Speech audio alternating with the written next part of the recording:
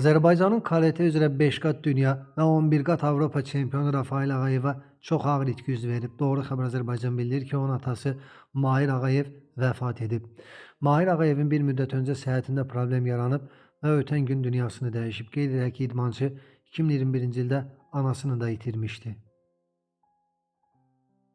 Nərmanov rayonu Oruc Əliyev küçəsində 2 yaşlı qız 3-cü mərtəbədən yıxılıb. 2024-cü il təvəllüdlü Rəhimli dərhal xəstəxanaya yerləşdirilib, vəziyyəti ağırdır.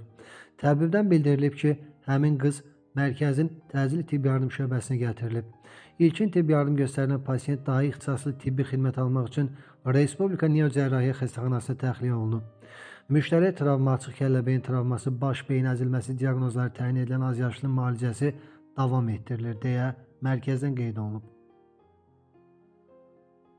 Xəbər verdiyimiz kimi Kəlbəcər rayonunun Çərpli kəndi ərazisində 2015-ci il təvəllüdlü Abu Talibov çaya düşərək boğulub. Hazırda onun axtarışları davam etdirilir. Çayda batan 11 yaşlı Abu Talibovun fotosunu təqdim edirik.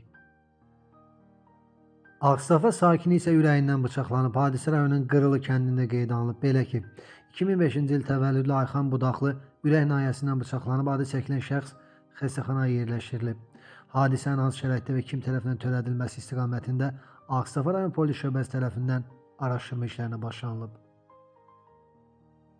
Ötən gün Qubada 11 yaşlı uşaq çayda batıb. Məlumata görə hadisə rayonun Qəçrəş kəndində baş verib. Belə ki, Qudyal çayının kənddən keçən hissəsində Çimən Xəyyam Tərlan oğlu Məmmədov suda boğulub, onun axtarışları davam etdirilir. İyulun 11-də Yasamalda ağır yol qəzasında xəsarət almış şəxs həyatını itirib. Həkimlərin bütün səylərinə baxmayaraq ötən gecə Rüstəm Əlizadənin həyatını xilas etmək mümkün olmayıb. Rüstəm Əlizadə kliniki tibbi mərkəzdə vəfat edib. Hadisə ilə bağlı cinayət işi başlanılıb.